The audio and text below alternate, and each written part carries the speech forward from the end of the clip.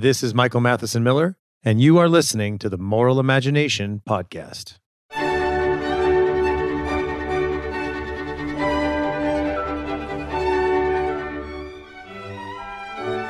Thank you again for listening to the Moral Imagination Podcast.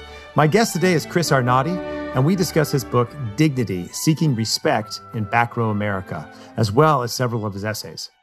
Chris is a photographer and a freelance writer. His work has appeared in a number of places, including The Atlantic, The Guardian, The Wall Street Journal, and The New York Times, among others. He has a PhD in physics from Johns Hopkins University, and for 20 years worked as a trader on Wall Street.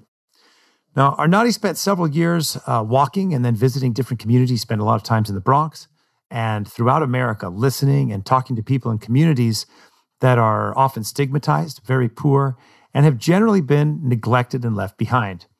And these experiences and conversations became the subject of his book, Dignity. So we're going to talk about some of the things that he writes about and some of the lessons he learns. So we'll talk about themes including addiction, poverty, the value of home and place, faith, racism, and the role of McDonald's as a respite and community center. We also discuss the education gap and the problem of what he calls a front-row reductionist worldview that imposes this view on everyone else and just doesn't take into account what he calls non-credentialed values, things like faith and home and race, etc. So I really enjoyed this conversation, and I really highly recommend Chris's book, Dignity, as well as his other writings. So I'll put links to Dignity and to the other things we discuss in the show notes at themoralimagination.com. So for all the links in the show notes, visit themoralimagination.com. So thank you again for listening, and please share with your friends and family. If you like the podcast, please do write a review. It helps grow and spread the podcast. And now to my conversation with Chris Arnade and his book, Dignity. Chris, thank you very much for joining the Moral Imagination Podcast. Well, thank you very much for having me. So I would like to talk to you. First of all, I really liked your book, Dignity. We're going to talk about your book, Dignity, Seeking Respect in Back Row America, and a couple of essays that you've written recently. So maybe we could start. This book, Dignity, is it's a powerful book. It's a challenging book. And you know, all the things people say about it's uncomfortable, et cetera, when you read about poverty. Maybe before we go into how it came about, what would you say is the kind of key theme, the thing that you most learned in writing the book, or the thing that you really wanted to get across to the reader? Well, first of all, thank you for having me. I think the title is it gives a lot of the answer away, which is that I spent a lot of time focused on communities in the United States. I spent basically 8 years focused on spending time in communities in the United States that are very rarely looked at. Generally, communities that are quote left behind, stigmatized, ignored, poor, and one of the things I found there that is the title itself. Dignity is a great amount of dignity in these places where we generally think about them in far more negative terms. But I think the other lesson is in the subheading, which is called, looking at back row America. And the analogy there, back row, is a schoolroom analogy. And so what I found was this massive divide in America between the highly educated like myself and those who tend to be in these communities where media is centered or where banking is centered, and less successful neighborhoods, the ones I was spending time in, places like Portsmouth, Ohio, places like Gary, Indiana, places that were racially very diverse but unified in the sense that they were both poor, but also that there was a big gap in education between the residents themselves were generally people who were mostly didn't have a lot of education relative to places that I had come from and that had lots of education. So I think the education gap in America is misunderstood, and I think it's misunderstood how important it is and how it drives a lot of our both social issues, our politics, and many other issues. Okay, great. Yeah, I'd like to talk about that because I know you write about education in the book, but also some other essays. So maybe you can just tell the story. I mean, this is a remarkable thing. So you have a PhD in physics. You're a Wall Street trader, investment banker for 20 years, and then started walking. And did you set out to do this book, or did it just kind of come about? I wish I had an answer to that one. It's more just kind of came about. It was just me kind of becoming curious. And and becoming somewhat dissatisfied with my life. Like you said, I come from an academic background. I do have a PhD in physics, and then I went from that to Wall Street, where I worked for 20 years as a bond trader. So a world that, in my framework, is very front row. Everybody, we all came from diverse geographical backgrounds, but we all generally had the same path after the age of like 18. We were all, people who had postgraduate degrees and gone from Harvard, or in my case, Johns Hopkins or Cornell. And whereas, the communities I ended up spending time with were places that were very, were different than that. And so it was just this point of me, at some point, just walking a lot around New York City and exploring, and with my camera, eventually with my camera, that took me into these communities that, quote, were stigmatized. And in this particular case, it was Hunts Point, Bronx, which leads statistically is the worst neighborhood in New York by some metrics, by crime, by poverty, and ended up basically spending 3 years documenting the lives of, for the lack of any better stereotype, heroin addicts, homeless heroin addicts, and becoming part of their lives, and writing about their lives. And from there, I, out of both intellectual curiosity and a bunch of other reasons, I just went all across America and did the same thing. I was fortunate enough to have made a little bit of money as a bond trader that I could do that. I could quit my job and focus on this new project. And it was never really a project per se. It was just this idea of exploring America with both my the written word and my camera. And eventually it did become a book, which didn't really take shape until like 2017. And that was after you had done all of this. It was like at the end, you thought, I can put this into a book. That's correct. Someone actually reached out to me. It was one of those cases where, I was writing and publishing in various places, both online and, and in The Guardian, amongst other places. And eventually, someone reached out to me and said, well, have you thought about putting this together into a more cohesive presentation? So let's maybe just talk a little bit about that. So you started walking, you started going to Hunts Point in the Bronx and then other places, and maybe just tell a little bit about how it first started, how you started to engage people. Because I think, correct me or push back, whatever on this, but it seems one of the things about your book that's very important is, and you alluded to this a little bit earlier, is that you engage with people, have conversations with people that most policymakers, most people who write, most people who, in what you call the front row, and we'll talk about that, just never meet and never discuss. And so this is a language I use sometimes, is about poverty. And when I did the film Poverty Inc., one of the themes was that, we looked at global humanitarianism. And one of the problems is we tend to objectify the poor. We turn the poor into objects of our pity or objects of our compassion, objects of our charity, and you write about the kind of objects of our scorn or condescension.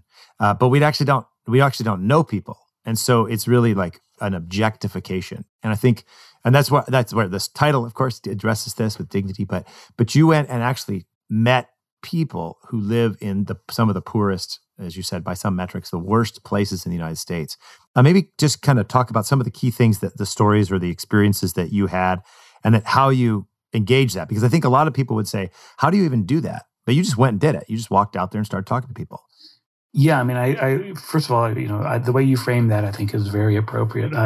I tend to say, based on politics, both sides kind of deny agency to the poor, politically. I think people on the far right, or not far right, it's not the right way, the people who tend towards the right kind of think that, the poor are people who have atavistic failings. They're and so I guess I would say they give them too much agency. That this is all your fault. You just need to work harder. And then on the left, they tend to treat them as people with no agency at all, and treat them like cartoon characters who are just victims and they need to save. And in both cases, I think it's very condescending. It's very it's treating people like children. And one of the things I tried to do was, part of the reason, part of my intellectual motivation for the project is when I was doing these walks early on, 2005, 2006, I was actually in these neighborhoods that, I had only read about in newspapers or scholarly reports. And so I had this, I thought I understood, but I had never really, been in beyond driving through in a car. And here I was in them actually talking to people.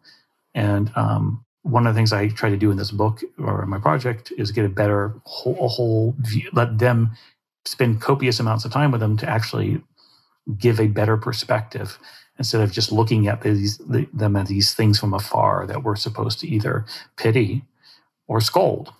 And how I did that was just as you just, I wish I had a better answer than I just did it. I just started going to these neighborhoods and just literally just showing up and with my camera. And often my outsider status was obvious because a lot of the communities were minority, and I'm very white. And people would come up to me and approach me and talk to me.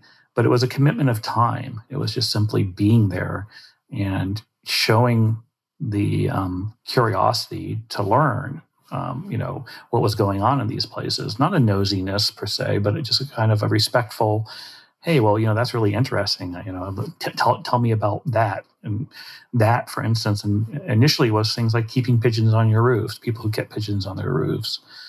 It's a big hobby in Latino and Black neighborhoods here in New York City, and it's one that's kind of generally stigmatized by the elite as being kind of a dirty hobby and kind of backwards. But to me, as a photographer and as someone who was just curious, it was a very beautiful hobby, and that genuine interest brought me to a lot of communities and in contact with a lot of people who were very open about sharing their lives with me in a very personal level. And then it just became, the academic term, I believe, used to be called ethnography, or is called often, this ethnographic process of just simply being part of the community to the degree I could ever be. Obviously, I cannot be a fully member, but, being respectful and just listening to people and what they wanted to tell me.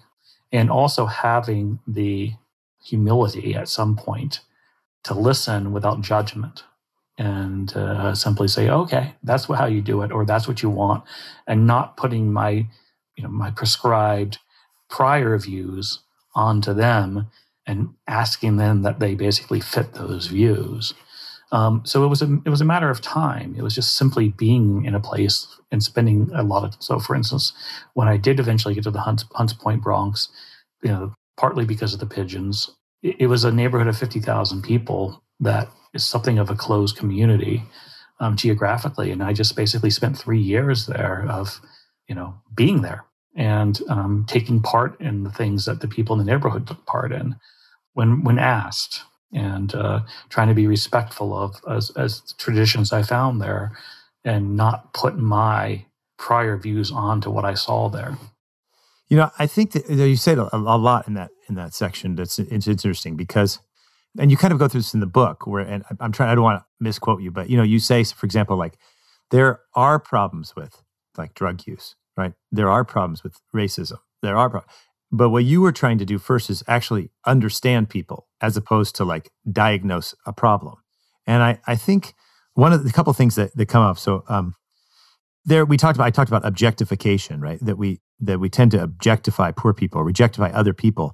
And I think this comes clear, 2 or 3 things that I thought about. One is you're engaging people who have serious drug problems, violence problems, they've been in and out of prison, prostitution, and you're just like, this is what's, I think, part of the book, you're talking to them. And one thing you said as I was listening, you have at least in a certain philosophical tradition, is called con-natural knowing. So yes, maybe you're not exactly in their situation, but as a human person, you have this, we share a nature and you have this intersubjectivity takes place.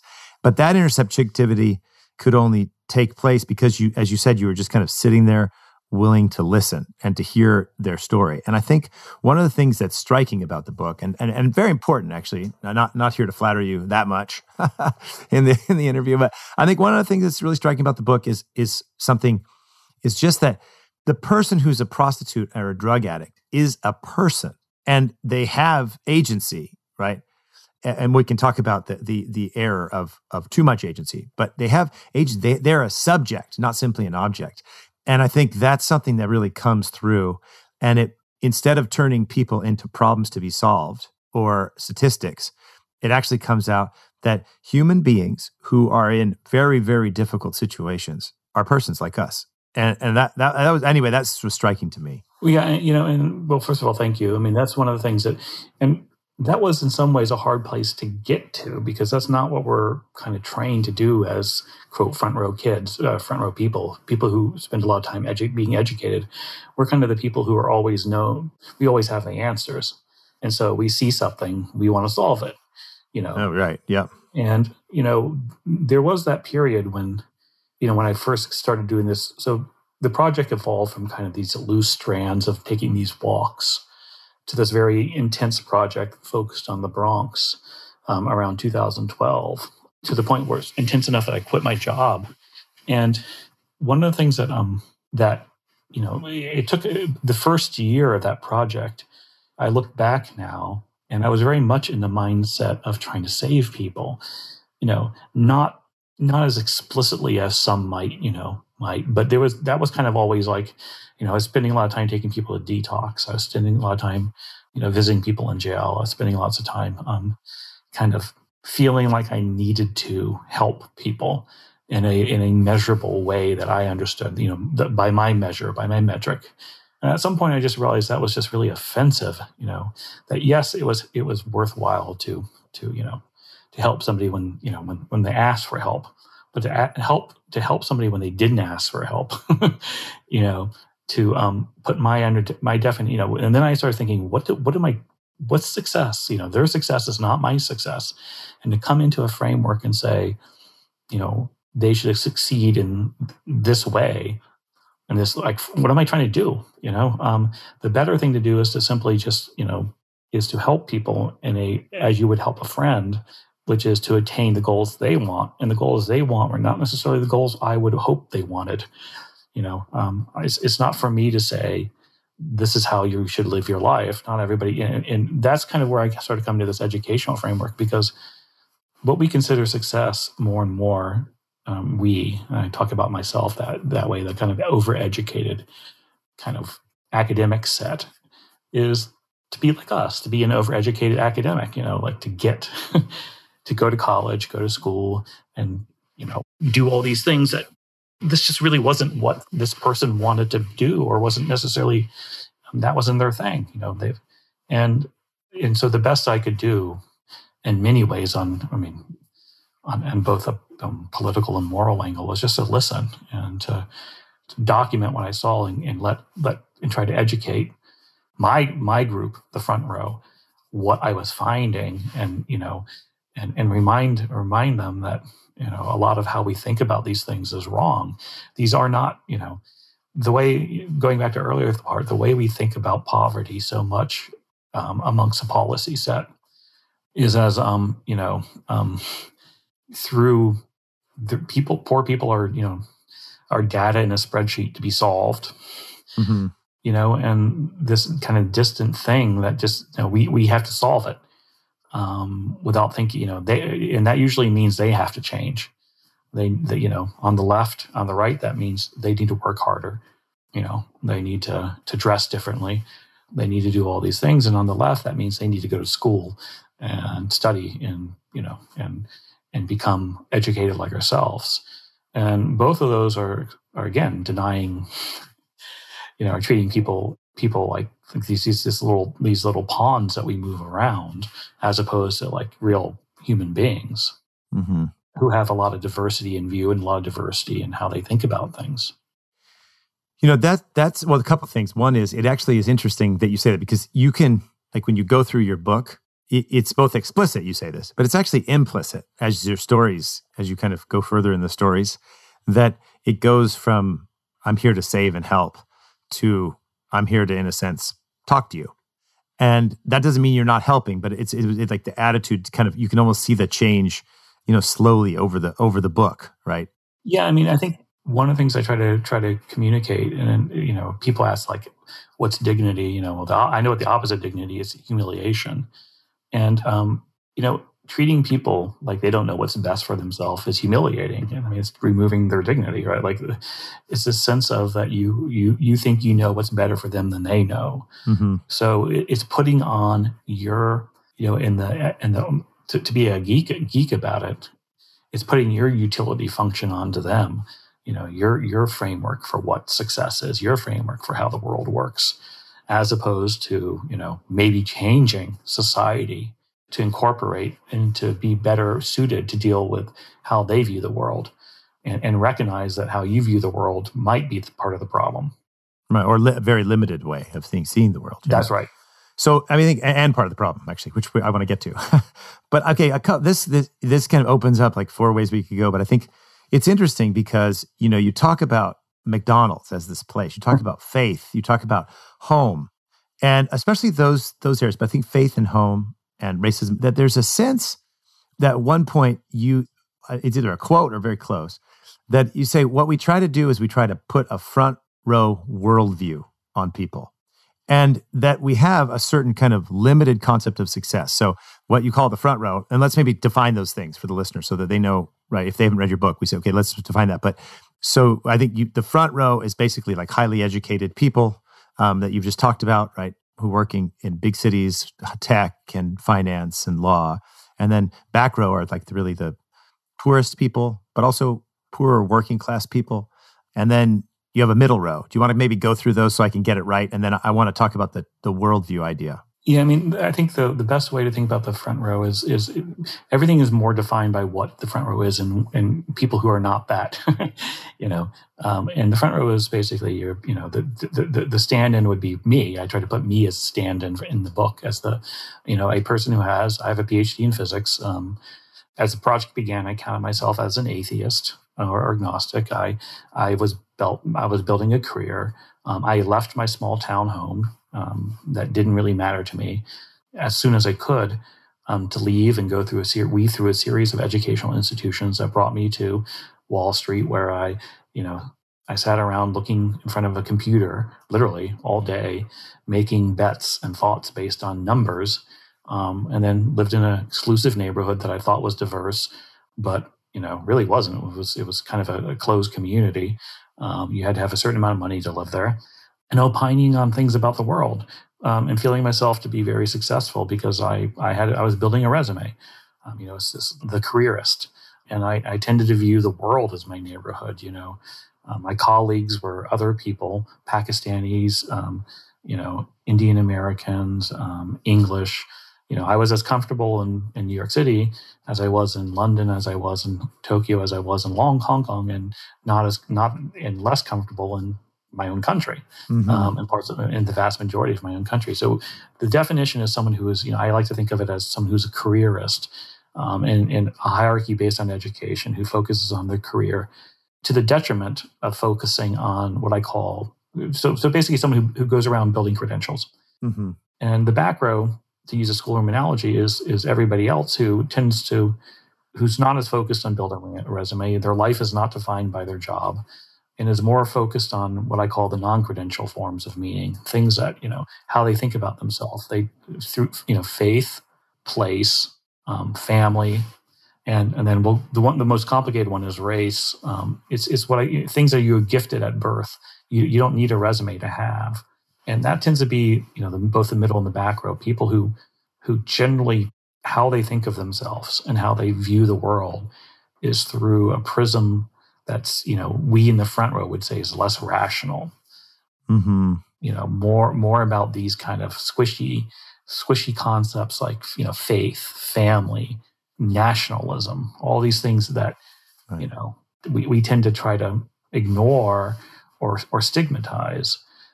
So the schoolroom analogy is there because I think, a lot of people have from one of the experiences we all share is that we all went through the educational system. And so we all know the stereotype of the front row kid who, sits literally in the front row and always raises their hands at everything and, mm-hmm. was always eager to please the teacher and, is always quick with an answer and generally leaves their town when high school finished. Yeah, they're good at school. Yeah, because they're good at school. Yeah, yeah, and that's a fine thing. That's me. Mm-hmm. That was me, and I don't want to diminish that as that as being a lifestyle you should or could live. And I don't want to say everybody who's that is this somehow this evil striver. But that tends to be the people who are in charge of our country. We tend to have an outsized influence, and I think we tend to feel that is such a noble cause, and we're so quote right, and that that everybody else we need to figure out how to make everybody else like us. How can we afford the same opportunity to everybody else to be this person? Whereas a lot of people don't necessarily want to be that person. They don't want to necessarily. They don't see things in a rigid scientific framework. They don't necessarily want to leave their town to build a resume, because what they value instead and what they want to be seen as and how they find meaning is from things like, oh, I'm a great congregant in my church. I'm a really good neighbor. I'm really, I'm a regular at the basketball court. I'm a great father or a great mother who really, I'm a good guy. I'm the best pitching keeper in Bronx. All these other ways of looking at how people measure success. I think it's so, yeah, there's a couple things from that. The one is you make this point, for example, on page, I think it's 152. You talk about this global group, the front row. I say, in their minds, it's used to quote, staying put is a mistake. If you stay, you limit your career, you limit your wealth, you limit your intellectual growth. They also don't fully understand the value of place because, like religion, it's hard to measure. What is the value of staying near the family that raised you or in the valley where you were born? Right. And you say, had I asked those in my hometown when I visited, why are you still here? They would look at me like I was crazy. Like, it's my home. And so I think you have this tension between the front row worldview and that the best way to live is essentially, so you talk about being geeky and a physicist. So I was trained in philosophy, so I'll just continue on this geeky way. But I mean, the best way is, in a sense, it's a certain Enlightenment empiricist rationality that reduces reason to the empirical and measurable. Now, I think that's not coherent on its own terms, as I often talk about on this podcast, because you can't verify that statement. But nevertheless, that's the kind of attitude in the worldview. And that everything that is, as you said, squishy, home, family, religion, these things are somehow obstacles to emancipation, obstacles to flourishing. They hold you back, or at best, they just don't really have any value in what success looks like. And one of the things that's and again, feel free to disagree with me at any point. No, I'm actually really, I just want to say, I want to jump in and say simply, thank you for using kind of philosophy to put it in a much nicer framework. You're like the only person who would say that, right? No, I'm kidding. No, thank you. Thank you. And I don't want to step on your shoes here because maybe I'll embarrass myself, but I guess I would say that what I think of the front row framework as being kind of this very highly materialistic, positivistic framework of the world. Well, I do too. I think it's exactly right. And I think there's maybe three things. One is I'd like you to comment on the front row worldview. In a sense, what comes out of your book and some of your essays, which we'll talk about, is that the front row not only is, looks kind of down, it actually tries to impose its worldview, its values on, let's just call it the second row behind, right? If you want to talk about, there's maybe we could divide this up into like second, third row, middle row, back row, right? There's a sense like the front row wants to impose this kind of reductionist, positivistic worldview and view of success. And what comes out, one of the things that comes out in your book is not everybody wants that. Right. I actually even, I think in some of the pieces that you might be referencing, I call it intellectual colonialism. It's this, and here's where it's slightly, that's a bit that's a bit aggressive, because I don't think a lot of the people in the front row recognize they're imposing an intellectual colonialism on the rest of the world or the rest of the country. They come at it from a very good place.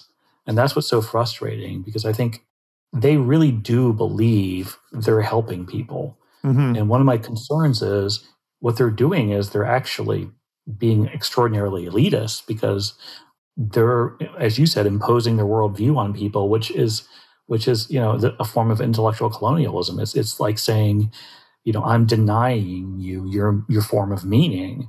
And, that's extraordinarily elitist, which is to say, you have to think like me, be like me. It's my job is to reform you, is to impose my framework, my philosophical framework, my onto you. And I think that a lot of them are doing it without recognizing that's what they're doing. And that's what I think is very concerning, because how do you try to, it's almost like it can be more damaging when it's done with good intentions. Yeah, so I think that's exactly right. And I do think the intentions are good.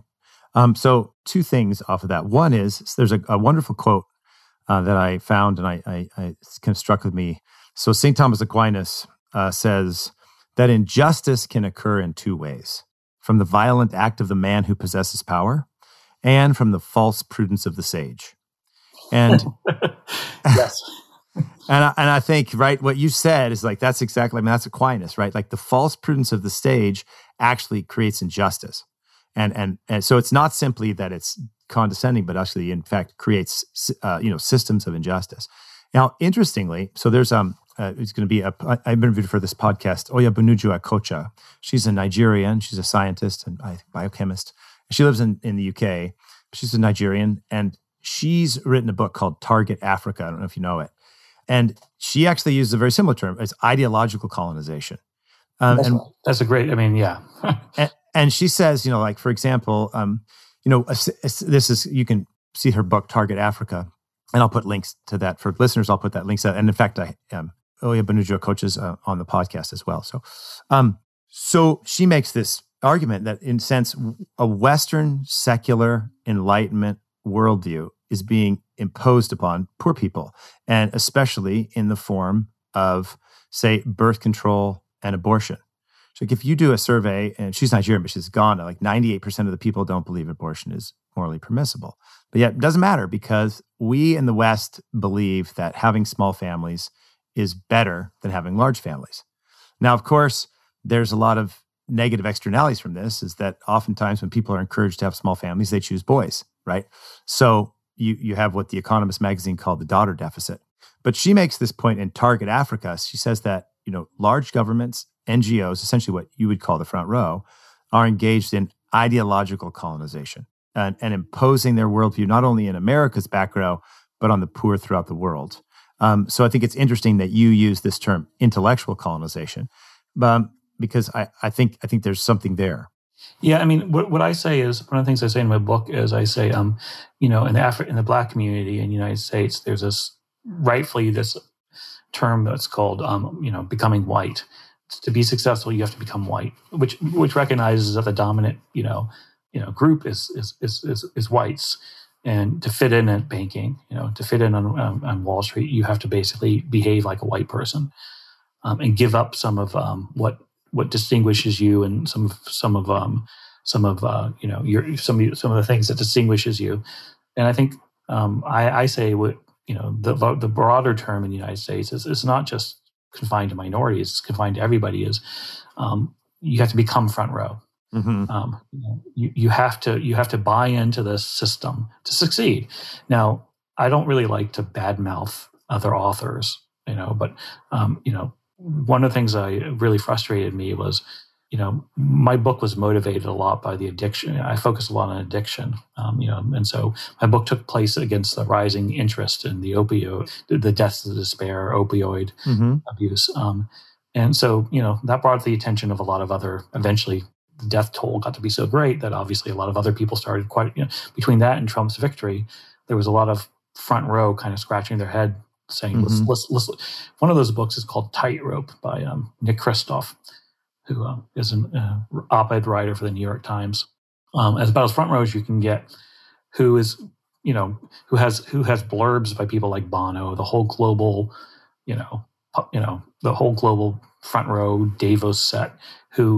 And what's really telling about his book is how he views everybody in it, the poor, are people who need to be saved from themselves. There are people who need to do what he did and what his wife did, which is to leave their town and get more education. It's just, and the thing is, he offers 10 actionable answers to solve this, as if this can be solved with 10 actionable answers. Mm-hmm. But each one of them is like, we need more education. We need Head Start. We need. They need to become more educated. They need to get more access to education, and so they can be like us. And it's just this assumption that the solution is to become what he is, a highly educated person who works at the New York Times. Who has the right, and by the way, sorry to push, who has the right views, who holds the right opinions, who doesn't backward. And so let me just again be philosophical, for like Rousseau, right, had this idea that all attachments, family, religion, language, culture, religion, or region, were in a sense obstacles to human emancipation. And when you could free yourself from that, then you could become fully free. And it's very interesting because in a sense, that's the dominant world. That's the goal of a flourishing life, is to be that kind of radical, individual, detached person. Yeah, and the thing is, what's amazing to me is, and again, I feel like I'm way out of my league here talking about these things because I do not know philosophy. So, but what you say really resonates with me, and so because one of the things is what I call natural forms of meaning, which is these non-credential forms of meaning, things that you're gifted at birth, and we basically ask people, we treat them like they have negative value. Mm-hmm. And it's so elitist because everybody's born with those. We're all provided these forms of meaning for free, and to devalue three of them and replace it with one, which requires us to all strive, and along this to give up all other three to obtain the fourth. That's extremely elitist, and it also is. It goes to the intellectual colonialism. It's imposing our framework on a lot of, and it's created the worst of all possible outcomes in some senses, because even within that framework, even if you buy that framework, it's a hierarchy that denies dignity to everybody except for the top 3%, 4%. Mm-hmm. Everybody else has lost out. Everybody else is, it's extraordinarily quantitative and puts number on people and ranks them, which results in the result is that everybody feels miserable except for the very, very top. Who also may, by the way, feel miserable. Yeah, and so one of the things I would love to do as a second project is talk about the misery. I spent some time around very wealthy people. A lot of them are not happy. Mm-hmm. Yeah. Well, and I think it also comes to just like this question of thinking about tradition and long view. And this you talk about this a little bit in your faith chapter, which I'd like to go to. But before we do that, is just this long view of like what matters, what makes people happy. You're actually the second physicist I've had on my show, and so I think my pulse gets higher every time I talk to a physicist because of all the things I don't know. But I actually interviewed a man named Carlo Lancialotti, who is the translator of a Catholic Italian philosopher from the 20th century, died in 1989, named Augusto Del Noce. I don't know if you've ever heard of Del Noce. Yeah, and yes, I have. Okay. Del Noce makes this really interesting case. He's talking broadly. He's looking at secularization, right? And writes on secularization and atheism and other things. But he makes this case that I think is pretty striking. And Del Noce says, in the 1950s or so, there began to be a shift in, say, American articulation of why we were better than the communists and why we were going to overdo the Soviet Union, overdo them. And he said what happened is it used to be kind of, say, Christian articulations or, these kind of whatever, faith and family and all these kind of things. And it became instead monetary success, liberation, especially sexual liberation, this kind of productivity, et cetera. And he said it's really interesting because that's a Marxist kind of communist framework or standard. And all of a sudden that America started shifting and adopting the framework to like beat them on their own terms. And so he said we had this hybridization where we created, in a sense, a bourgeois. We went from kind of like what he says, like a Christian bourgeois, where you have these things that these back row values, or if you want to articulate it, right? The things that I usually call the natural meaning. And he said we jettisoned those for pure bourgeois, where credentialism and money and success matters. And it's what's interesting is that like a small group of people took, but as you articulate in your conclusions, why it matters is because people in the front row are the ones who are, in a sense, establishing the culture, establishing the policy, establishing the education, establishing the foundations. And so there's been this switch to like this pure bourgeois view of credentialism alone. And as you say, and then please comment on this, that it degrades and humiliates anyone who doesn't maybe is not good enough to do that, because not everybody can do that, right? Even if there's just not everybody's going to be in the front row. That's the nature of life. But also not everybody wants to be in the front row. Yeah, I mean, one of the things I'd say, somewhat jokingly is, but I think it's more and more true is, capitalism and communism are opposite sides of the same coin, which is one built on this notion that everything is all about the material, and that anything non-material, anything, those non-credential forms of meaning are unimportant. Mm-hmm. And the solution to capitalism, Marxism, or the solution to Marxism is capitalism, but they all, or the solution to capitalism is Marxism, depending on what side you're on. But they all take the basic assumption that it's all about material wealth, and everything else is the solution to both, in my mind, is to revalue the things that you've jettisoned in your analysis, the non-material forms of meaning, the non-credential forms of meaning, to revalue and recognize the importance of faith and in place. And the analysis is missing those. But going back to the other point, what's so frustrating about our system we have, the system that we play, the current system we have in the United States, is a really awful scam by the ruling elite, the educated class, to both give them moral standing, to give them the justification to be where they are.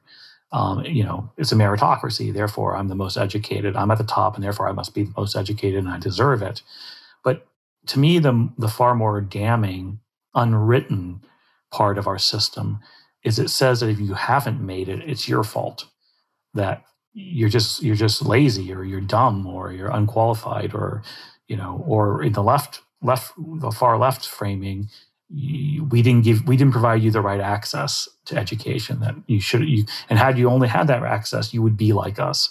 So it just says basically that you've lost, it's your fault, as opposed to saying maybe this is just not this person's cup of tea, mm-hmm. that that just giving them, Nick Kristof wants to give everybody Head Start, so that they're in basically educational system at 2. No, that's not necessarily going to make a meaningful difference. If that's just more imposing our view on how people should succeed. I want to talk about the faith, the racism, and McDonald's section, but maybe we just depart for a second from your book, because I think it's the right time. And you wrote a piece pretty recently at American Compass called "Our Educational Colonialism." Yeah, right? Which I like that too. So so maybe we'll just kind of develop that out where you have this, you kind of make this case that there's one kind of education that, and you've already talked about it a little bit, maybe just develop that out, that you say the one kind of education benefits the people who are good at school, and then leaves both the back row and the middle row out, because they're, in a sense, unable to attain the way it's set up. It's broken. Talk just a little bit why it's colonialism, and how it's, you argue that it's actually not simply not very good, but actually unfair, right? What's education for? We have this federal system that imposes a dominant framework that only assumes that everybody, the goal is, there's a set goal in education, and everybody has to obtain this goal. It's a one-size-fits-all, and it's generally about producing people who can go off to college and pass this literal set of exams that is basically, we measure everybody and poke everybody and prod everybody and then rank them based on this one quantitative framework that seems to be built about getting people to be like us, to be people who can excel at particle physics, or excel at engineering, or excel at critical English literature. It's just a very oppressive, narrow framework for how we think about the educational system that doesn't allow for the diversity of thought that exists out there and the diversity of philosophical frameworks that exist out there. And so it really is, again, an educational colonialism. And it really turns off a lot of people who might want to be someone who's who's good at becoming a mechanic, or good at good at crafts. These things that develop, that are not necessarily something you can drill into someone to become, through biannual tests that award a number to. And it's just this awful, and it really humiliates them, because you have these people, and it's largely largely more men, young boys, who are just kind of stamped with a label of dumb or slow, right, or a problem, and awarded a number that basically says you're not good at this. And well, can I say, and just interrupt you, it's like what you seem to be arguing in your paper, is it's not that you're just not good at this. You're not good at society. You're not good at life. It's kind of a scam. So it's a very limited understanding of what you have to do. And anybody who's not good at what the elite aren't good at just aren't good. That's correct. And this, I think, gets to your point also of just how the economy is set up, where it does. We're also measuring the economy. We're measuring success. We're measuring social life. Everything on these very, very kind of reduced terms. And if you don't fit in, or even like with boys, let's take boys, for example. I have boys and girls tend to be just better, my children, and girls are better at school faster than boys, right? And so oftentimes boys don't kind of get serious until a little bit late. But at a certain point, well, you're already out, you're done, you're no good, you failed, you can't make it.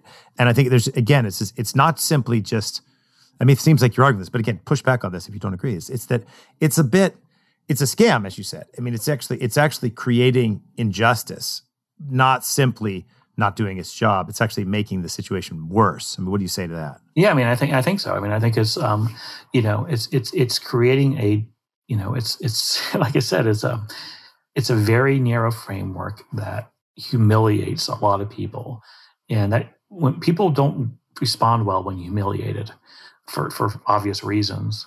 And it's creating this. Like I said, it's just really almost this ruling elite that is the intellectual colonialism. Like we're going to it's like we're intellectually strip mining America, finding the people who think like us or are willing to think like us, and then removing them from their neighborhoods, hoovering them up and moving them off, and then labeling everybody else who didn't do it rubes or hicks or failures. It's just an awful system that doesn't allow for, it's very, very top down, and doesn't allow for a lot of kind of very local forms of meaning. It's I don't want to say it's authoritarian, but it certainly has tinges of that.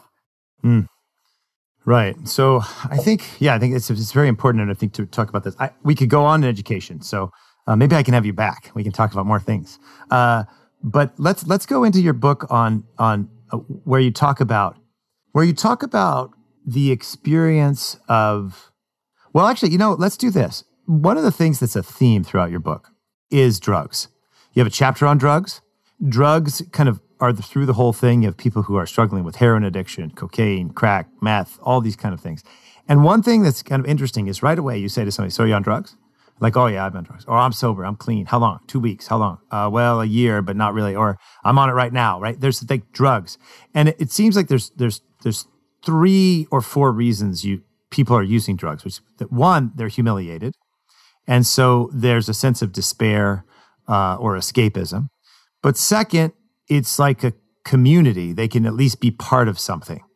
Drugs play a thread throughout the book, even though besides the chapter, like, faith comes in and home comes in, but drugs kind of go through. Maybe talk just a little bit about that, and why that was such a thread, and what do you think about it? Yeah, The second point is the one I think is underappreciated. Drugs is a community. Drug use is largely, we allow that we recognize the communal aspect of drugs for the legal drugs of the elite, which is alcohol. We talk about bars, we talk about cocktail parties, all those things. But even for the illicit drugs, for the heroin, crack, the drug trap, the crack house, the cartoonish crack house, is a community. It's a bar where people come in and are it's kind of a welcoming place that as long as you do X, you're a member. And I think we tend to, one of the things we in the front row tend to ignore is how important community is. In our kind of materialistic framework, we've torn up communities. Communities are things that can be, they're dynamic. They can just be recreated. They're geographical ones are backwards, and they need to be replaced by, more fluid communities. But people really want community. Like, community is one of these things that is just, people really like. And we on the front in our materialistic framework and our quantitative thing fail to recognize how important it is. So people, what we've done is through our policy, we created a world where community is the destruction of community is a result of a lot of our policies that we don't take into account. We'll just do free trade. We'll just grow the GDP. We'll do all these things without thinking about what happens if we lose jobs here. We'll make more jobs there, and people will just move. People will just move because community doesn't matter. You can just get up and move. We did it. You can do it. And one of the things that drugs fill into, a lot of the drugs that a lot of the places I found drugs were places that had lost their physical community. They've lost people. They've lost factories. They've lost churches. And into the vacuum comes drugs, which is a very communal activity and provides, there's the physical side of dulling the pain, but it also provides a place for people to be, I think of a community as the kind of way to think about it is something larger than yourself that you're a valued member of. It could be like a bowling league. You're the good member of the bowling league. Well, drugs provide that. They provide a community that values, the community values you. And, to pivot a little bit back to the McDonald's, that's one of the things that I write a lot about McDonald's as community centers, and what they are. And a lot of these neighborhoods, these where you find drugs, you also find McDonald's, where people spend all day in the McDonald's and they form friendship at McDonald's and they play chess at McDonald's and they play bingo at McDonald's and they form, they get married at McDonald's. All these it's a community center. And one of the things that I try to explain to people is we've provided this think about that people treat McDonald's like community centers. McDonald's are designed and built for the quick transaction of buying food. Mm-hmm. And yet people are forming communities in them, which tells you how much people want to form communities. So if you give them a landscape of banal franchises, they'll form communities in those banal franchises because people really want to form communities. And so that's partly why I think, the appeal of drugs is the communal aspect. But like McDonald's, the fact that people are forming communities around drugs and in McDonald's, it shows you how much we've destroyed their other forms of communities. Mm-hmm. People would rather, the other forms of communities that we've destroyed, I think I think we would all agree are probably healthier forms of community for society and healthier in the long run. For people would rather probably rather be a member of the bowling league than be in the crack house. Mm-hmm. But when you take away the bowling league or you take away the church, it's like one of those rugs. You push it down in one place, it's going to pop up someplace else, and people are going to form communities. They are right. And if you take away the ones that kind of are, I think we would all agree, front row and back row are probably the ones people would rather have. The kind of stigmatized ones are going to pop up. I think one thing you write about is that sometimes what people are left with is identity, and that is racial identity. That's right. And what's is I don't know if you ever read the sociologist Robert Nisbet. He has a book called Quest for Community. If not, you should definitely read it. It's 53. And he kind of makes this point that you're making right there, that people want community. And when you don't have good community, you get disordered community. So like bad forms of nationalism, racial identity, right? Or like drugs, et cetera. Right? So people are trying to find community. It's part of our social nature, and we've lost when there's not good community, as you said, bad community pops up. And maybe we could talk just quickly about globalization and racism, because I think both of those flow after that community. That one, you talk about the problems of globalization of the economy, and there aren't jobs, and that this is a real problem. People say, I just don't have a job. What are you going to do? Well, nothing to do. Right. But they don't want to leave. And this idea, like, well, just get up and move, So, I mean, I'm guilty of this, right? You read a little bit of economics, or I moved too, right? So I'm like you, I moved around. I lived in Japan for 5 years. I've lived in Nicaragua. I've lived in Europe. I've lived all these places. The longest I've ever lived in a place, I grew up in California, and I live here, and I live in Michigan now 15 years, which is a long time for me. And, but it's interesting. We have to, like, my wife and I are like, we live here, right?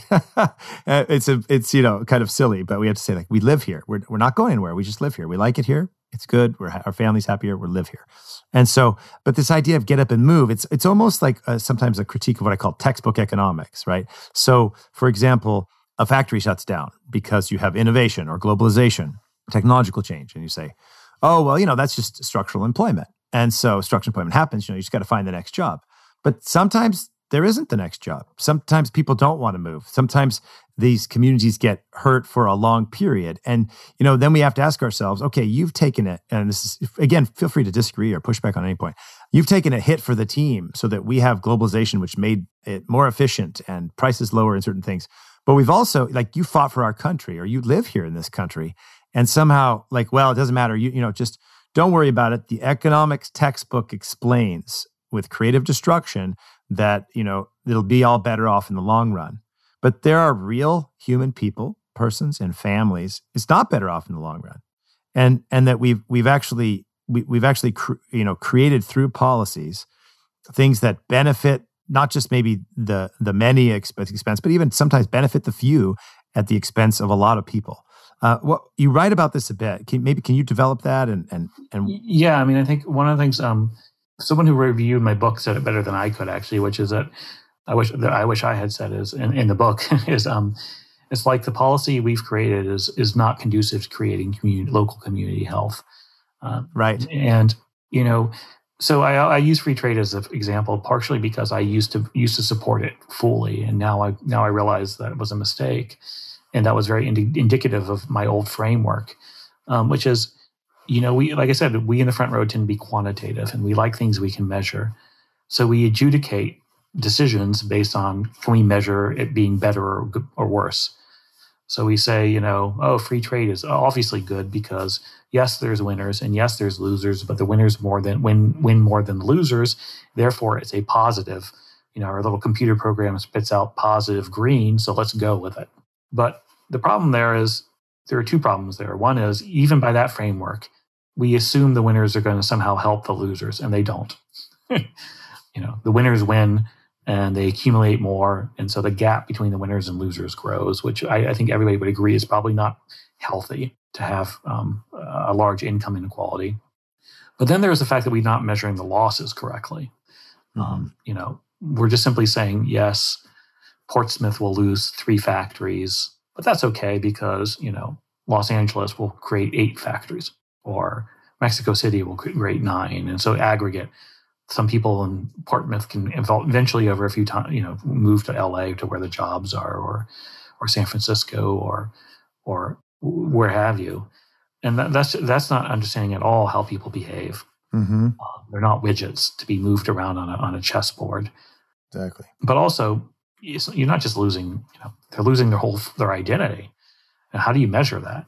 And then there's the spill-on effects. When the factory closes, you can't have steady employment. So the couple, the young man and the young woman, can't walk straight off high school into a steady job that provides them stability to build a family, and go to church and join the bowling league and become a congregant and all those things that we are conducive to local community.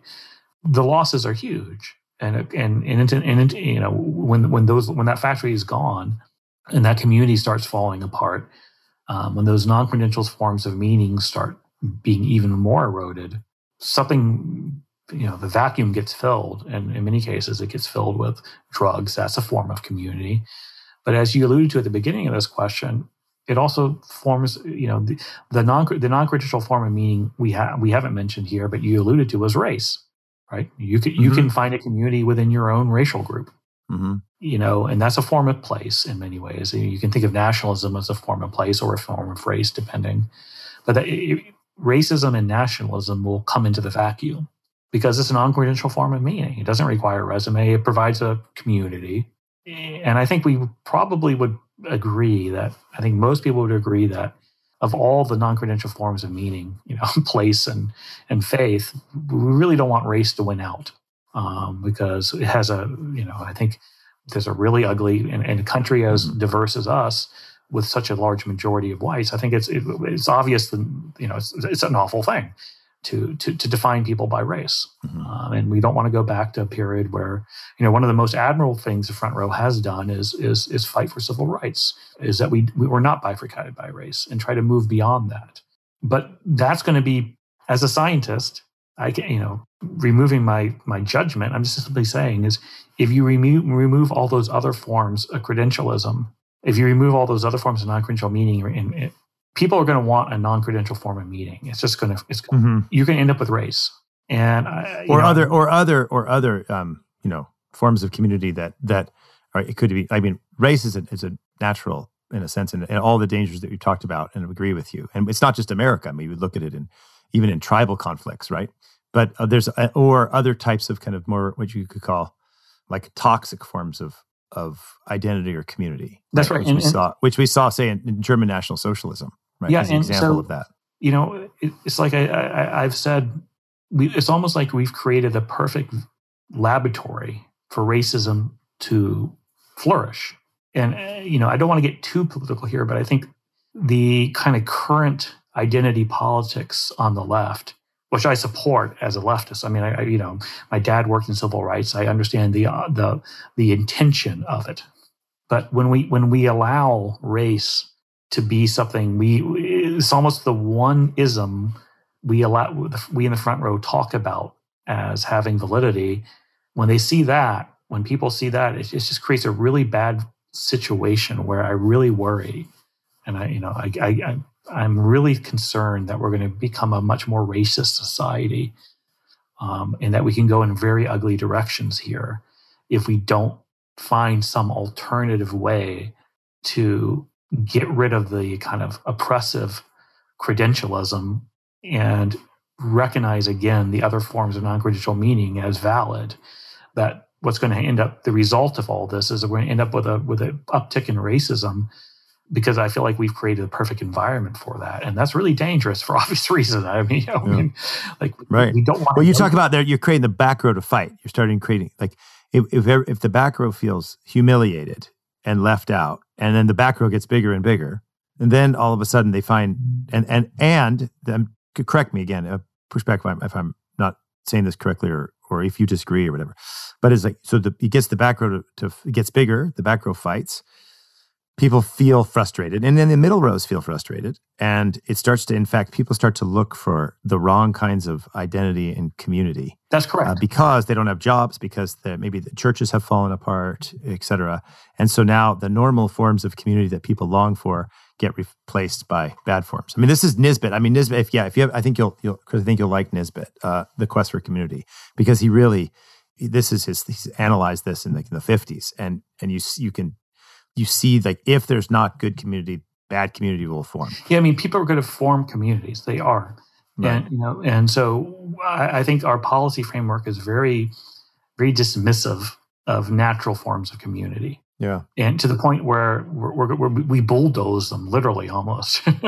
Yeah. Well, I think what's interesting too is, and we can talk about the economics element to it. And there's, I think, again, part of this is like, one of the themes, the thing I talk about on this podcast, also my philosophical training, but on the human part of it, I think is really reductionist anthropology as well, like bad anthropology. We've reduced human beings to these kind of like disembodied, right? So place doesn't really matter, right? We're just kind of driving around in our bodies like we're driving around in a car, and so we have this broken notion of anthropology. We think of ourselves as radical individuals or collectives, but as opposed to individual subjects in relationship with other people, that we have a social nature, a social aspect to ourselves. And so we created, and I mean, this is philosophical, and I don't mean there's a direct line. Things are very complex, but in a sense, a lot of our our economic measurements, right, our success measurements of the non-credentialed, or how we think about utility as the highest value or something, this kind of pure bourgeois that we talked about with Del Noce, is that a lot of it's based on a reductionist concept of reason, so that the only thing that matters in reason is what you can prove empirically. So good, true, beautiful, right, wrong, love, hope, friendship, community, faith. None of those they're outside the realm of reason. Now, again, I mean, if listeners know that, I think that's totally incoherent on its own terms, right? Because you can't, the whole idea is it's a non-empirically verifiable position. But I also think that it actually creates problems because it takes those most fundamental human experiences and kind of puts them as unimportant. They're not important. And so this kind of goes to your point. They're non-credentialed, they're non-measurable aspects of meaning. And then and again, it's not a direct line. I'm trying to, I know that for time's sake, I'm skipping, but we do have this economic social policy that then doesn't value all those things because they're non-measurable, right? And then you also get into this kind of emotivism where like I have to feel strong feelings on behalf of poor people who don't have it like I do. What's the best? Well, I'll change them. I mean, kind of going. I think that if we're going to think about to think about the economy, we have to embed the economy in human-centered, like that takes actually human beings and society seriously and takes community seriously, and not simply say, oh, well, don't worry because, the numbers prove that this is a big win. But there are human beings that are being affected. And the last thing I'll say, and I've said a lot, so feel free to elaborate, disagree, whatever. But I mean, it's interesting too, because you're a physicist, right? And so I think one of the problems is economics tries to imitate physics, but people, or engineering, but people aren't gears, right? People aren't planets. Yeah, I think one of the things I would say about science, I kind of rank sciences in how much they can do what they want, what they're claimed to want to do, by how interactive, how much of a many body problem it is. If physics is people aren't involved in physics. When you start trying to model people, I think the more the person comes and becomes part of the science, the less of the science it becomes, and the harder it becomes to treat it like a science. And so economics assumes but the interaction of multi-bodied, multi-people, and I think consequently, when your subjects are people, I think science just doesn't do a very good job and can go off the rails very, very much. And so, people are not things you can easily model, not the individual and not masses of people. One of the things so I think economics is, I have a lot of friends who are economists. I have a lot of respect for a lot of the goals of economists, and but I also think that in many ways it's the whole approach is relatively flawed. When it needs to stop being so quantitative and be a lot more qualitative. I think if more people had actually gone into these communities and done long-term surveys and spent time in the communities, they might have been a little more aware of, quote, their externalities that were of free trade, instead of sitting and just building a model that trying to assume people were rational beings. But one thing I always think about whenever I hear these discussions is there's a religious group near my house called the Bruderhof. I don't know if you know who the Bruderhof are. I know a bit about them. Not a lot, but I don't. There are probably, I think, 10 Bruderhof communities across the country, across the world. They're anti-Baptist. They do not believe in possessions. They, I actually quite like them, but I probably will fail when I say, in some senses, they're basically religious communists. They don't believe in possessions. They all share all possessions in the community. No Bruderhof has money. The community has the money, and you have to, and so they're a community. And they were persecuted in Germany, so they fled to Paraguay in the 30s. And subsequently, they ended up in upstate New York. And by sheer coincidence, they just happened to be about 10 miles from my house in upstate New York. I was at a conference at a Bruderhof. They're also a very, the Bruderhofs they run an art magazine and a philosophical magazine, and they have for a long time, and they're very thoughtful, and they're very engaged in dialogue. And so they had this weekend retreat, bringing in a bunch of thinkers and authors, and I was one of them.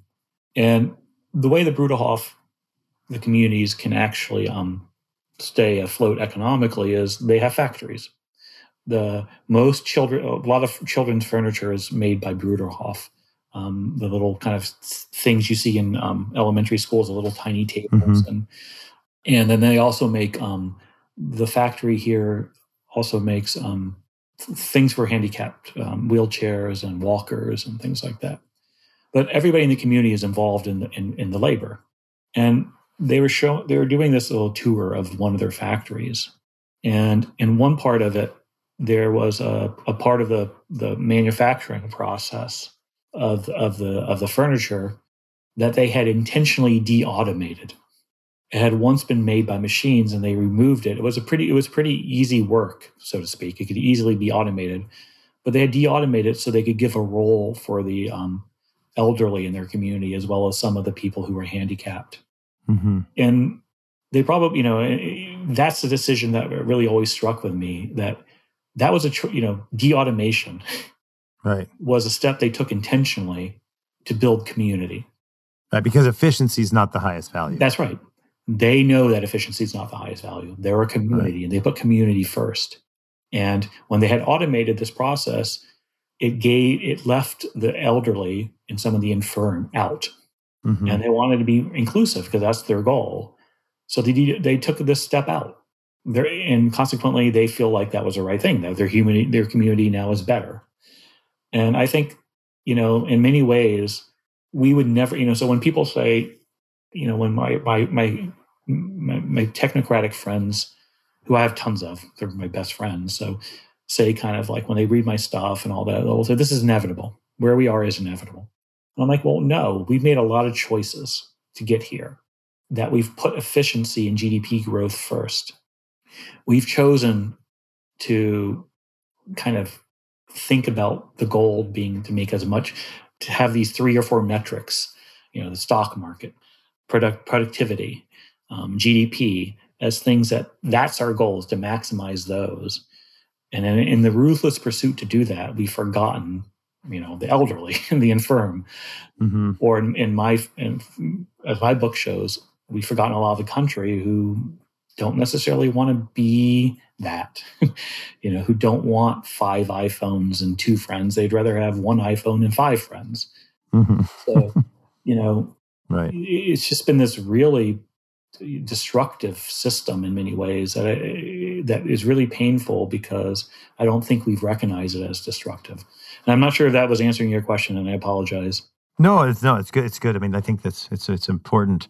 I mean, I think you're bringing out the point, which is an important one, that look, economics matters. Efficiency is not unimportant.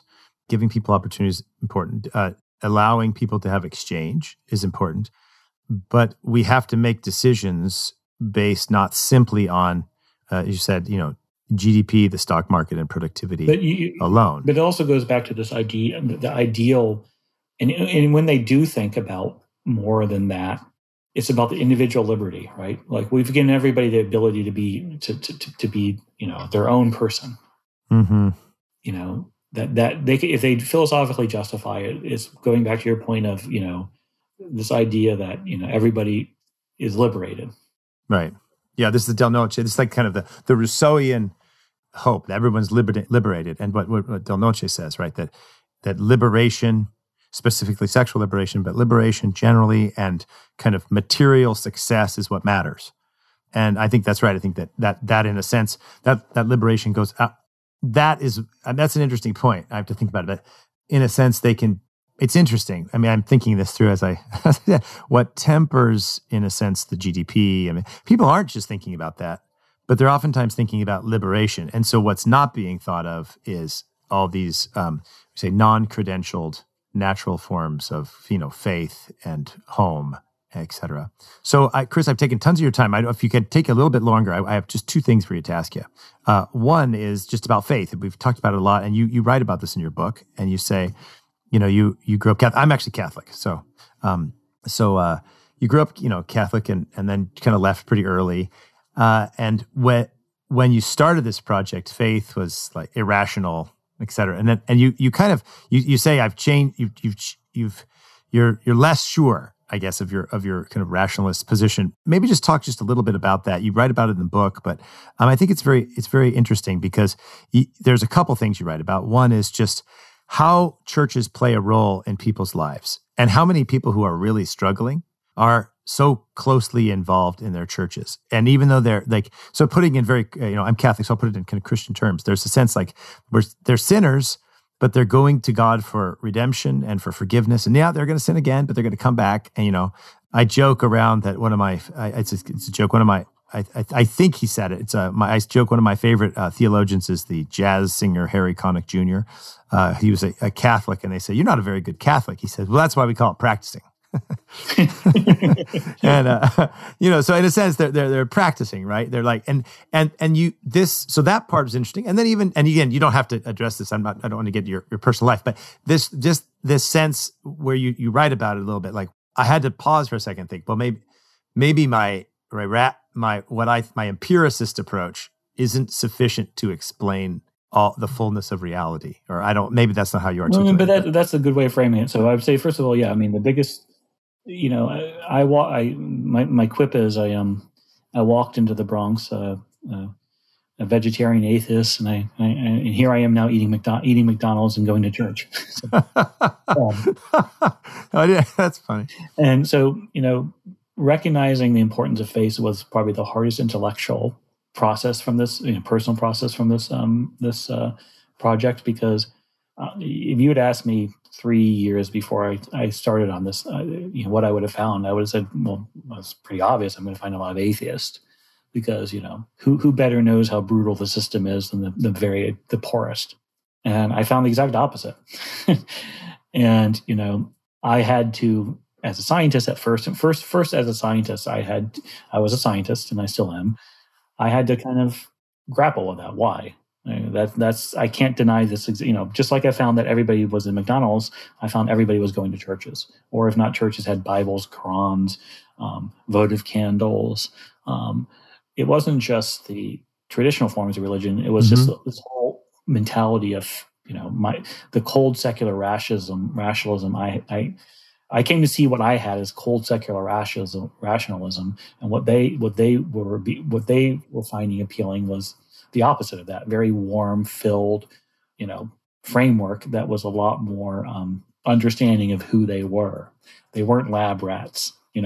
They were people who had soul, and church was very appealing because it recognized they were people who had souls, and it treated them like people who had souls, as opposed to jails, police stations, educational systems that treated them like lab rats, or fluorescent light, linoleum floors, rules. And so it was this recognition that I was in these communities that were devastated in many ways, but where there was warmth, where there was the lights were always on, were churches, and where there were places that got them, that understood who they were as a human, were churches. And so, my first framework was very much a scientist, and it took me a while to realize how offensive that first step was, even though it was, I think a valid first step was to say, well, look, isn't this cute? They use religion because religion is useful to them. Utilitarian function. It serves a purpose. It explains a lot. It's almost like a pill they can take to deal with the hard, cold reality of the world. Right. And may I just interject? What's interesting is, and again, I'm Catholic, so I have bias here, but to be clear. But what's interesting is, from my perspective, just I'll hear that view, and I always think, and your humanitarianism isn't that pill? Exactly. But I think a lot of that's aesthetic, actually. But I'll go. But yeah, no, sorry, I didn't. It just struck me, but I think like part of it, the reason I brought it up, I don't want you to lose your train of thought, even though I've just probably made that happen. But the problem is that it's kind of another echo of what you've been talking about in a sense of a disconnected. So it's always like, oh, the reason they're doing the reason people are in this situation is that is an objectified analysis. It's just a status sheet. Oh, they're religious because but I don't need those things. That's right. Well, but actually you do. You just get them in a different way. That's correct. But yeah, what came next was a recognition that this, religion is the opiate of the people, et cetera, was very offensive, because it was like, oh, these poor people need their religion, as opposed to what I hopefully got to the next step of recognizing, wait a second, maybe I was the one, maybe I was the one who was, because of the way I was living, because of the narrow, shallow way I was living, because of narrow framework, I was the one who was missing the evidence for religion as being valid. Maybe they were actually seeing the truth, as it were, and I was the one who was being blinded to it, because I was, I was living this very luxurious lifestyle that accepts as almost a premise that people can solve everything, and that it's a very arrogant. One of the things I say, and I'm sure I'm on bad theological grounds here, because I'm not a theologian. I come at this as an outsider. Is I've always thought that, to me, what I saw was, to be religious was an acceptance of the humility of humans, a fundamental understanding of the humility of humans, and being educated and being very successful was an arrogance that hid the value of religion from you, because ultimately you think you have it all under control, and we have it all under control, and that we can solve everything. And coming at the world from a faith perspective is a recognition that we don't have it under control, that there are things we cannot solve and things we can never know. And it's a humbleness that allows you to see the world as it is, as opposed to the wealthy and the rich and the educated who are denied that perspective. You're right. You're right about this. Let's go on in your chapter on page 118 on God filled my emptiness, where you say this, like most of the front row, I'm used to thinking we have the answers. There are very few problems we couldn't solve, right? Eating right, doing the right things, going to the correct medical specialist. And you say, and this is what struck I have this underlined, we have nothing for which we need to be absolved. And so this sense of the need for absolution, the need for atonement, the need for redemption, I like how you articulated it. It was in a sense outside of the view. But when you saw, and again, if I'm misrepresenting you, of course, I always say that, but I think you probably know it by now. But again, disagree at any point. When you saw that in people who are struggling, I need to be redeemed, and it wasn't simply, isn't it cute? It would seem that it opened the way you articulate, at least, opened the awareness, like, well, maybe there actually is a need for absolution or atonement, however you want to talk about it. You use the word absolved, that I hadn't seen, because comfort, in a sense, disguised it. But it didn't mean that it didn't exist or something. Is that That's right. I mean, fair? The kind of bumper sticker way of saying what I'm saying, which is a little bit overly simplified, is atheism is an intellectual luxury that is wrong. You hide yourself from being very intellectual and being very educated and very successful, shields you from the value of faith, but the true value of faith, not the false value of faith. And that, it kind of, I find atheism to be a very arrogance, an elite arrogance, and this belief that, man, we can solve every problem. And one of the things is I do have if we've noted, I have a physics background, and so I studied the Big Bang for 2 to 3 years, and got to a point where I think I understand the arguments as well as I'm supposed to understand the arguments. And there's lacking there. it's not a solution.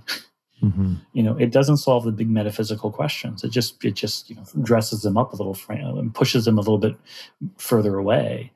So, this idea that science has all the answers is false.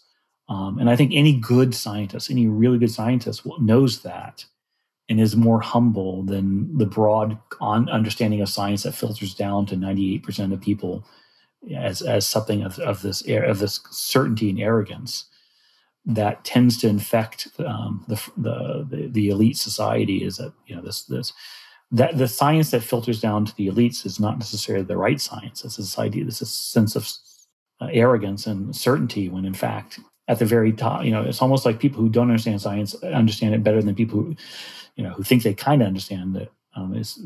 But it's really frustrating to me that I think the hardest thing to do, the hardest thing I've had to do in my book, the hardest thing I've failed to explain in my book to most casual readers who are from the front row is the value of faith. It's the hardest sell.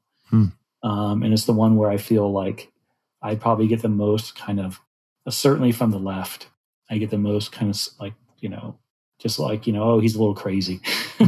Yeah. Two things strike me as you said this. One is, there's this prayer that says, it's one of the night prayers in the Eastern tradition of the Catholic Church and Orthodoxy, but it says, "We offer this prayer to you, God." It kind of has this long beginning, like, "Oh God, Almighty, etc. We offer this prayer to you. Have mercy on us." And it struck me, and I think, wow, there's this big long kind of preamble to say, "Have mercy on us." And I think this goes to the sense of absolve. There's a sense like people who have a sense of mercy, like I need mercy, and at the core, right, faith is this desire for atonement and for mercy. And I think the other thing that is interesting to me, and again, apologies to my listeners who hear me talk about this in different forms, but this is actually and maybe this is pushing it. Maybe I'm using some confirmation bias, but what strikes me is that you go through this experience of like what mattered to people, right? And it's almost like your story and the way you just articulated how people in real poverty and suffering experienced these things is a parallel to the argument of Joseph Ratzinger, who then became Benedict XVI, with his critique of Western rationalism, which is that it's incoherent on its own terms because it doesn't answer the problem it states, right?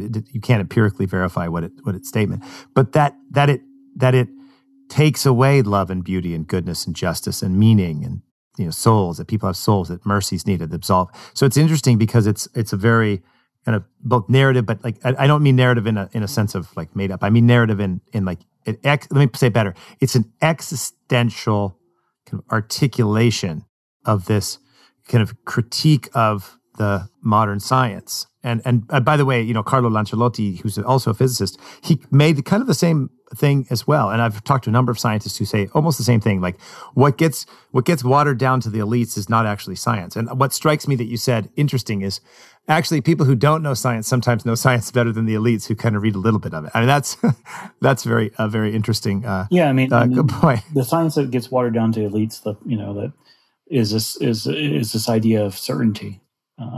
That we got this under control, when at the very, very top, what science is about in many ways is not that.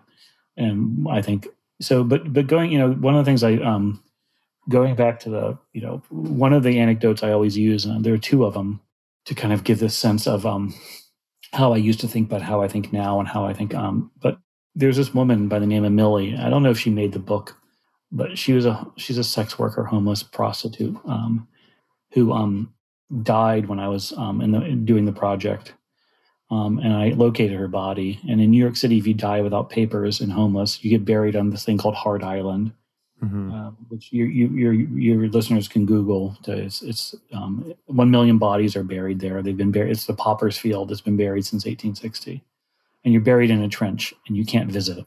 It's just an unclaimed body. And I located her body there.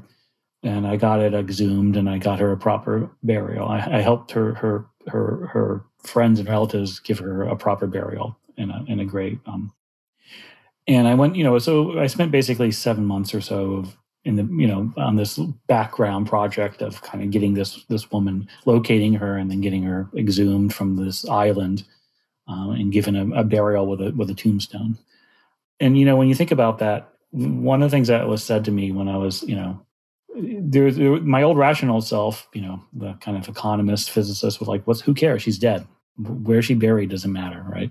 Mm-hmm. But one of the things just from a statistical standpoint, what's the value in where you're buried? Who cares?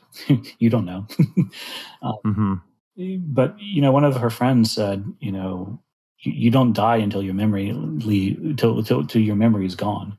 And when you're on an island that can't be visited, your memory dies very quickly. Mm. And having something I can visit once every year, or something, a physical tombstone it helps your memory live on. So it was this recognition that, how we think of, the scientific world is very cold and doesn't take into these considerations.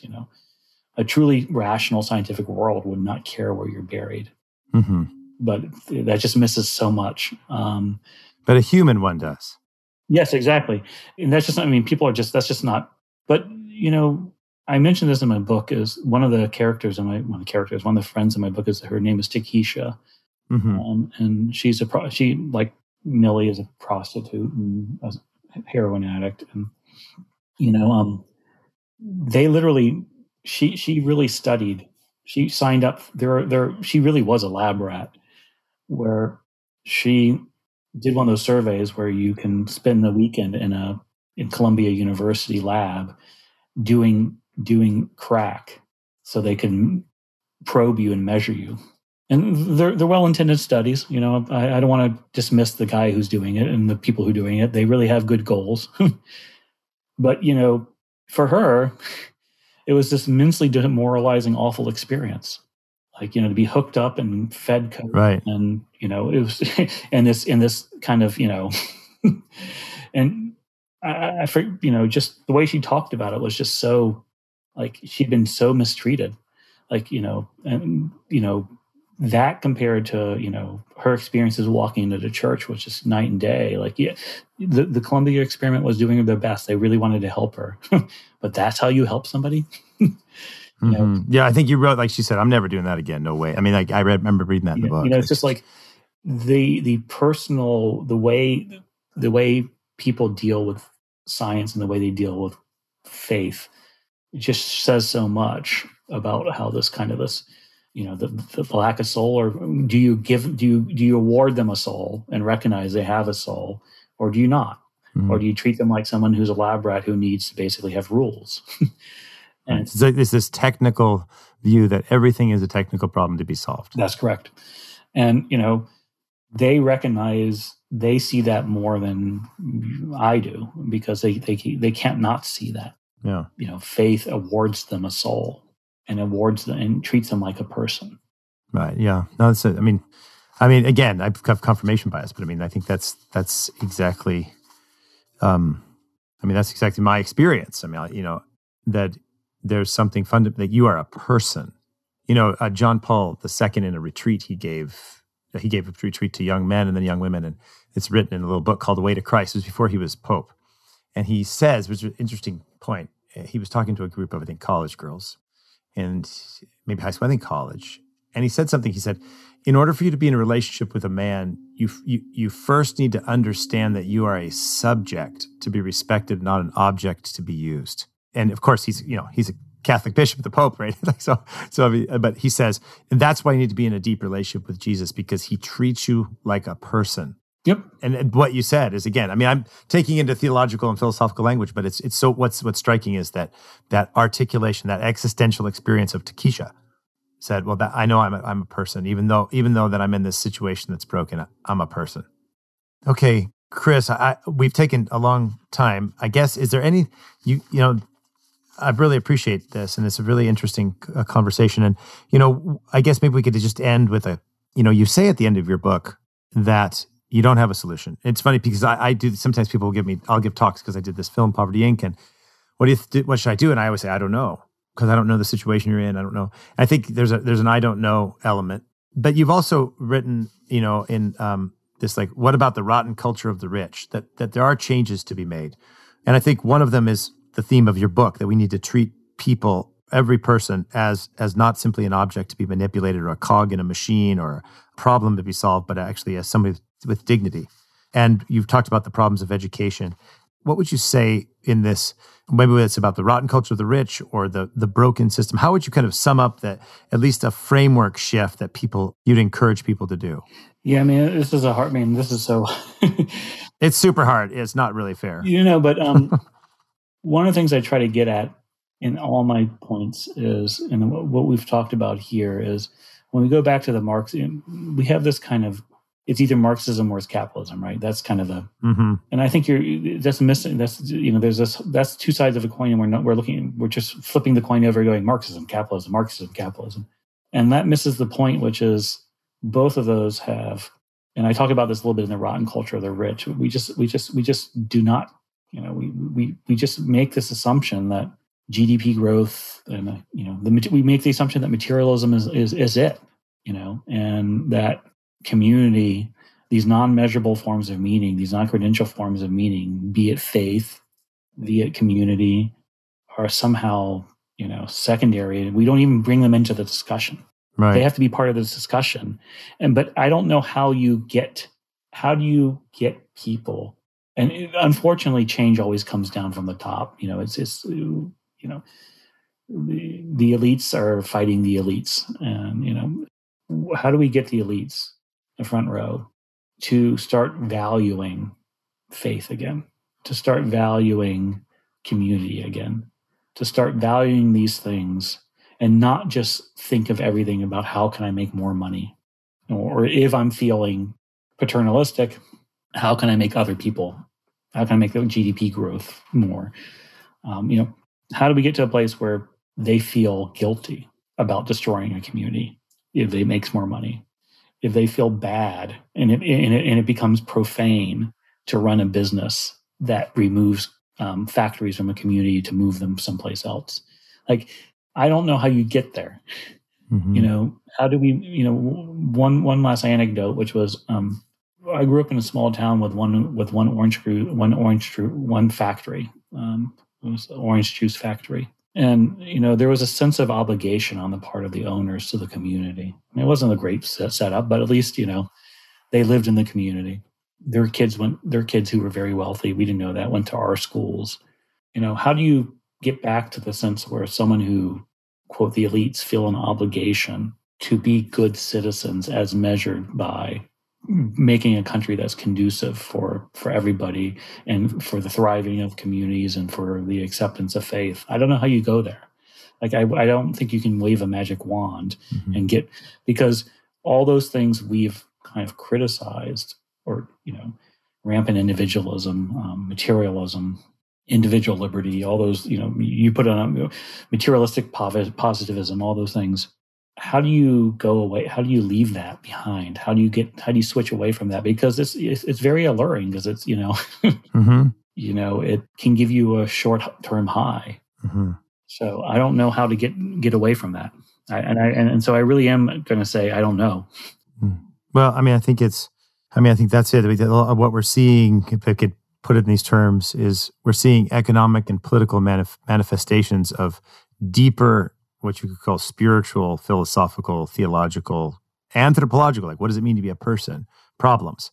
And so sometimes we want to solve an economic, I think what you're saying, if I'm hearing you correctly, one of the challenges is there's not a technical economic policy solution simply to this problem. That's right. That's exactly right. Policy has made it worse. We can change the way we do policy to make it better, but this is at fault. This is at heart a philosophical cultural problem of the elite. It's not a philosophical problem of the poor. That's what I was trying to get to at the rotten culture of the rich. It's our problem. It's our failure. And, we need to change, and I don't think we will. And I think it's a difficult, and I think in a sense we can even leave it at this, that we want a technical solution. And I think in going kind of back to your book, that it's in a sense a reawakening of the dignity of the person, who is more than simply his or her economic utility. That's correct. And I think, that's not easy. So, yeah. Well, Chris, thank you very much. It's like, this is my longest podcast. So super fun. I really appreciate it. Another hour. Thank you. Thank you. It's great. So maybe I can have you back. I don't know. Well, definitely. If you're not bored of conversation, I'm never bored of talking. Okay, that makes two of us. All the listeners are like, oh boy, Chris doesn't know what he's getting into. Anyway, so good. Chris, thank you very much. And we'll hope to have you back soon. And thank you. So the book is Dignity, Chris Arnade, and you can find Chris on Twitter. And I will put all the links to our conversation, the things that we talked about, some of the books and all of the essays that we talked about at themoralimagination.com. Chris, thanks again for joining. Thank you very much.